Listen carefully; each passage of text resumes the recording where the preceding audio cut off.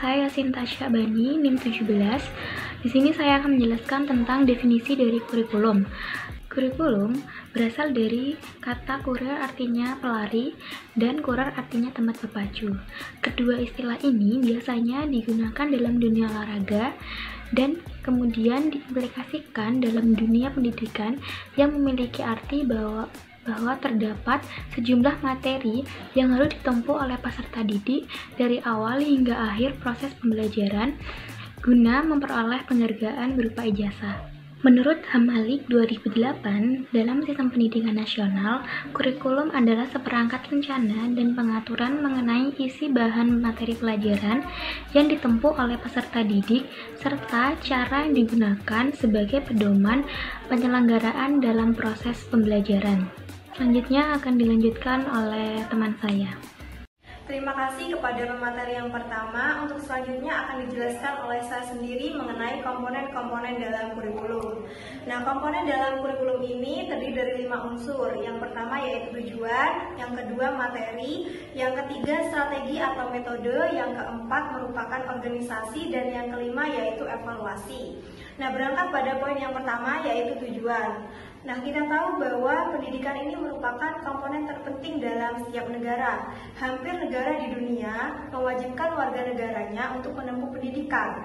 Nah, lalu apa tujuan dari komponen kurikulum? Nah, tujuan dari komponen kurikulum ini sudah ada di dalam Undang-Undang Nomor 20 Tahun 2003 tentang Sistem Pendidikan Nasional. Nah, di situ dikatakan bahwa pendidikan nasional berfungsi untuk mengembangkan kemampuan dan membentuk watak serta peradaban bangsa yang bermartabat dalam rangka mencerdaskan kehidupan bangsa dan meningkatkan potensi peserta didik agar menjadi manusia yang beriman dan bertakwa kepada Tuhan Yang Maha Esa, cakap, kreatif, mandiri, inovatif, dan juga demokratis. Kemudian komponen yang kedua yaitu materi. Kita tahu bahwa materi ini memiliki peranan yang juga tidak kalah penting dalam proses pembelajaran. Proses pembelajaran juga pastinya membutuhkan materi yang disampaikan pendidik kepada peserta didik. Nah, penyampaian materi dari pendidik ke peserta didik ini seharus secara sistematis atau berurutan. Nah, materi dalam proses pembelajaran ini terdiri dari beberapa unsur.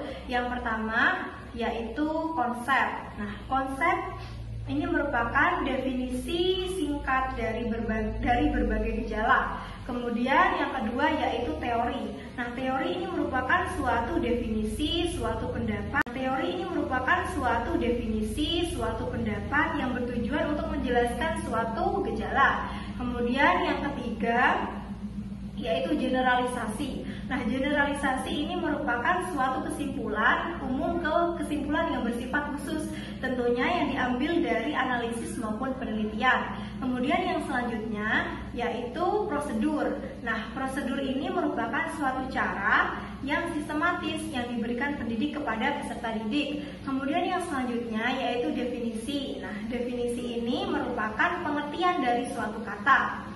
Nah, kemudian komponen kurikulum yang ketiga yaitu strategi atau metode. Tentunya setelah kita melewati tujuan dan materi, harus ada strategi agar materi yang diberikan tersebut dapat diserap dengan baik oleh peserta didik. Nah, strategi dalam satuan pendidikan ini seperti contohnya yaitu PAKEM, yang merupakan akronim dari pembelajaran aktif, kreatif, efektif, dan menyenangkan. Nah, dalam hal ini, seyogianya pendidik memberikan pembelajaran yang aktif, yang kreatif, inovatif, serta mandiri agar peserta didik merasa nyaman dalam menerima materi maupun menerapkan pembelajaran tersebut dalam kehidupan sehari-harinya. Kemudian komponen kurikulum yang keempat yaitu organisasi.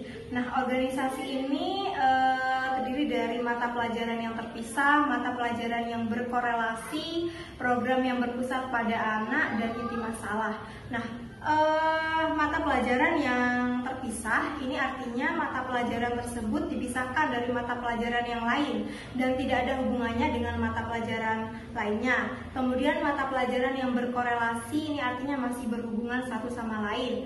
Kemudian program yang berpusat pada anak artinya tidak berpusat pada mata pelajarannya, melainkan berpusat pada pendidikan anak seperti pendidikan karakter dan lain sebagainya. Kemudian inti masalah. Nah, ini masalah ini artinya pendidik memberikan permasalahan dalam materi pembelajaran, kemudian peserta didik menyelesaikan permasalahan tersebut sesuai dengan konstruksi berpikir mereka.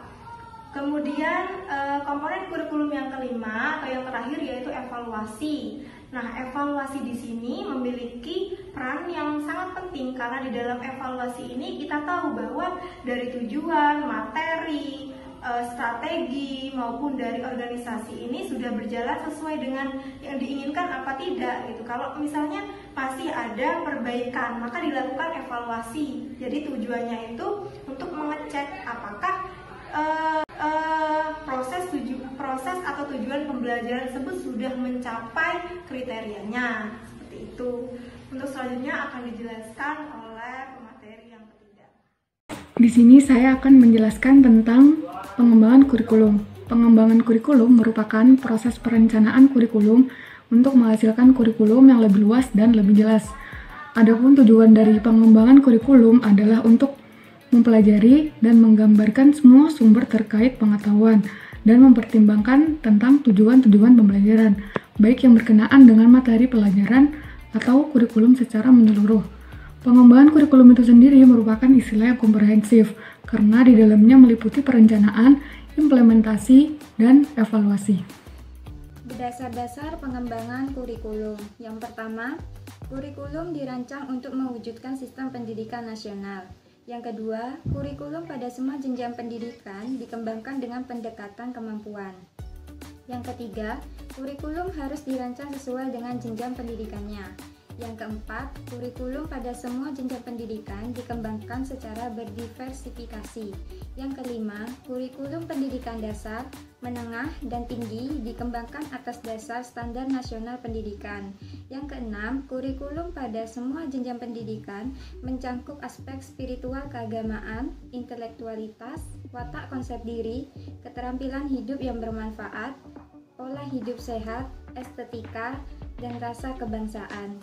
Baik, saya akan melanjutkan presentasi yang sebelumnya dari rekan saya.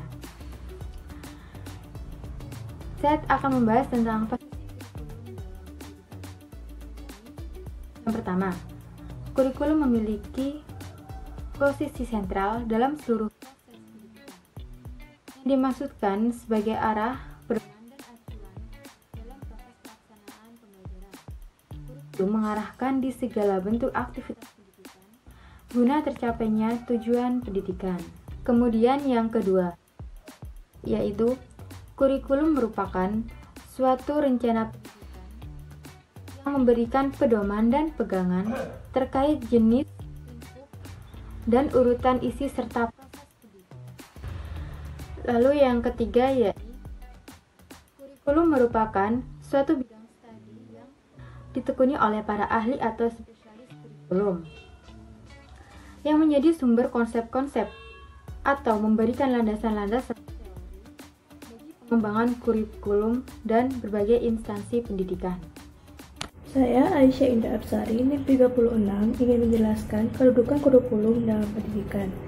Kedudukan kurikulum dalam pendidikan ada 3. Yang pertama yaitu peran konservatif, di mana kurikulum dijadikan wadah untuk menyimpan nilai-nilai leluhur budaya. Oleh sebab itu, sekolah harus bisa mempengaruhi tingkah laku siswa dengan nilai-nilai sosial yang ada dalam masyarakat yang sesuai dengan peranan pendidikan, yaitu sebagai suatu proses. Yang kedua yaitu peran kreatif, di mana kurikulum harus bisa mendorong para siswa untuk mengembangkan kreativitasnya. Oleh sebab itu, kurikulum menciptakan pelajaran, pengalaman, cara berpikir, kemampuan, dan keterampilan dalam masyarakat. Yang ketiga yaitu peran kritis dan evaluatif, di mana artinya kurikulum berperan untuk menilai sekaligus memperbaiki kondisi masyarakat. Nilai-nilai sosial yang ada dalam masyarakat yang tidak sesuai dengan masa mendatang dihilangkan, sehingga perlu diperbaiki dan dimodifikasi. Baik, perkenalkan nama saya Abidatul Rizky Amalia, NIM 40. Di sini saya akan mempresentasikan mengenai keterkaitan kedudukan kurikulum dengan kurikulum 2013. Langsung saja, kurikulum 2013 merupakan kurikulum yang berbasis kompetensi dan karakter yang bertujuan untuk mengembangkan potensi peserta didik agar menjadi manusia yang bertakwa kepada Tuhan Yang Maha Esa, cakap, berilmu, mandiri, kreatif, serta menjadi warga negara yang demokratis dan bertanggung jawab. Kurikulum sebagai rancangan pembelajaran memiliki kedudukan yang strategis dalam keseluruhan kegiatan pembelajaran yang akan menentukan proses dan hasil pendidikan.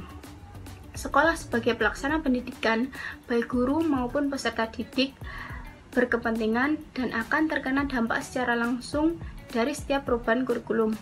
Kurikulum 2013 dituntut secara profesional merancang pembelajaran efektif dan bermakna, mengorganisasikan pembelajaran, memilih pendekatan pembelajaran yang tepat, menentukan prosedur pembelajaran yang tepat, dan pembentukan kompetensi secara efektif, serta menetapkan kriteria keberhasilan.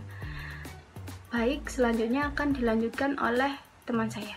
Baik, di sini saya akan menjelaskan tentang implementasi kurikulum 2013 dalam pendidikan. Nah, kita ketahui bahwa kurikulum 2013 itu merupakan perkembangan dari kurikulum 2006 atau KTSP.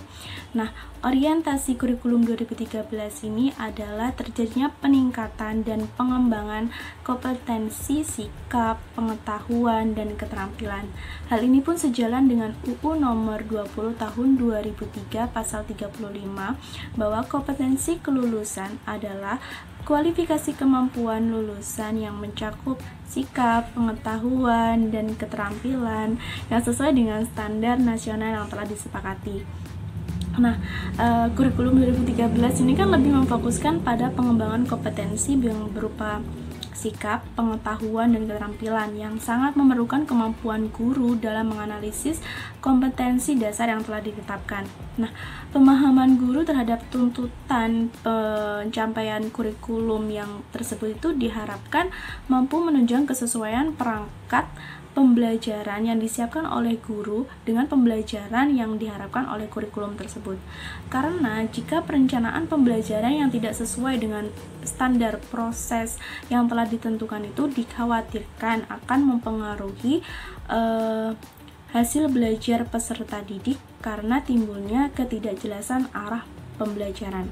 Nah, selain itu, kurikulum 2013 ini dapat menjadi salah satu solusi untuk menghadapi perubahan zaman kelak yang akan mengutamakan kompetensi dengan nilai-nilai karakter.